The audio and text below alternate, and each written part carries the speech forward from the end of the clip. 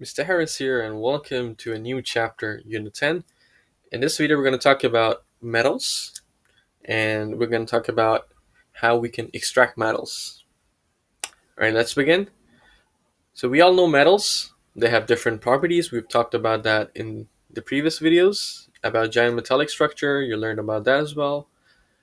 So some physical properties of metals are the melting points, strength, density, conductivities. So certain metals may be better adapted to certain properties. So for example, we know copper is a good conductor of electricity. We know that aluminium is light and strong, so on and so forth. Okay? So let's have a look at how abundant metals are. So in this diagram over here, you have the abundance of elements. So the most abundant element in the Earth's crust is oxygen. So roughly around 50%, 49.2%. The second is silicon. And the third and the fourth are metals. So aluminum is the most abundant metal. And iron is the second most abundant metal. All right. And then there's some other percentages down over here. You have calcium, sodium, potassium, so on and so forth. So metals, how do you find them in nature? So those that are very unreactive, so metals with very low reactivity, for example, gold, silver, platinum, they're found in free state. What does that mean? It means that they're found by themselves as elements. So you can find them, for example, you can find gold in gold rocks. You can mine them out. But for the ones that are more reactive, the more reactive metals, you'll be only finding them in minerals. They're found as compounds. So for example, you'll find them in metal carbonates, metal oxides, metal sulfides, and metal halides. So what are these? We'll talk more about them later on. But where can we find minerals? You can find them in ores. I think I've talked a bit about this in the chapter of calcium carbonate. Do you remember that? So ores are basically rocks that have high mineral composition. So all of these four, carbonates, oxides, sulfides, they're all minerals. So one example of a mineral is is bauxite. So bauxite is an ore for the metal aluminium. So you can extract aluminium from this bauxite ore. So let's talk about how we could extract a metal from its ore. So you have this table in your textbook, page 5. I know it's a bit heavy, I would say.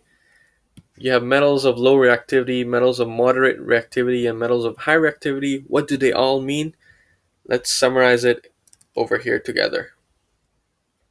Okay, so I expect you to write this on your notebook. On the right over here, I have something called the reactivity series of metals. So the metal reactivity series. On the top over here, I have the most reactive metal. And at the bottom over here, I have the least reactive metal. So the most reactive metal among this group is potassium, and the least reactive is gold. Okay? So how do we extract metals? The metals that are least reactive or have low reactivity, you just heat them up by themselves. So these ones over here, mercury, silver, gold, you just heat them up, and that's basically it. So I'll show you a word equation of what I mean. So you have metal oxide. So I'm just using one specific mineral, for example, oxide. And then you just heat it up. And then you'll have the metal plus oxygen. Let me show you an example. For example, let's say I have silver oxide.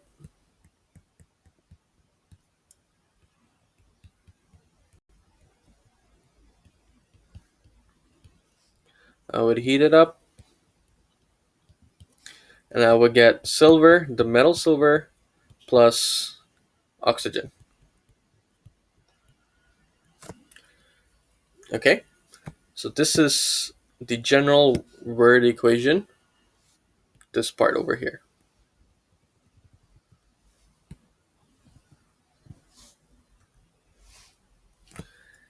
How about for those that have moderate reactivity? The metals would have that have moderate reactivity. You could heat them up with carbon or carbon dioxide. So those that have moderate reactivity are the ones from zinc all the way to copper. So you can ignore hydrogen for now. We'll learn about hydrogen later on. Hydrogen, of course, is not a metal, but sometimes people would just put it in this series as comparison. But we'll learn more about that later.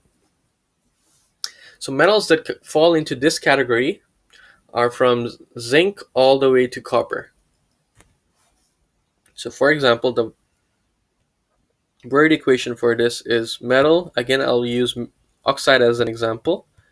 You could of course change it to metal sulfide or anything else. Metal oxide plus carbon, because we're heating it with carbon.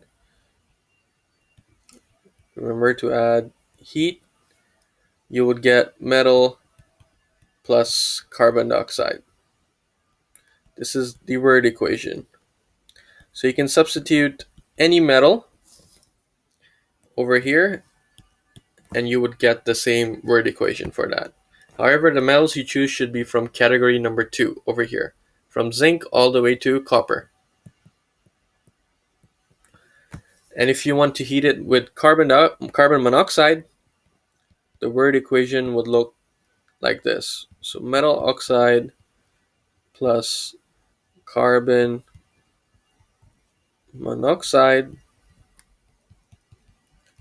and because you're heating it up, you would get the metal that you wanted to extract plus carbon dioxide. So the word equation is very much the same as that of carbon. Okay? And finally, the last category is electrolysis. So if you remember, electrolysis is using electricity to extract something, to separate something. So we can use electricity to extract the more reactive metals. The more reactive metals are potassium all the way to aluminum on the top over here. Okay, and if you notice, there you mainly from group 1 and 2 metals. So we've learned group 1 and 2 metals, they're quite reactive, hence why we need to extract them using electrolysis. Okay, so this one is for metals that are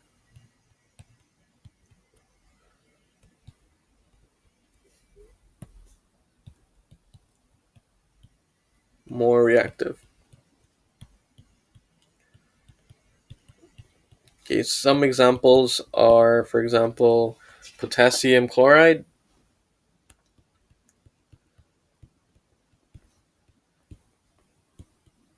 So this is a metal halide. Oh, spelling.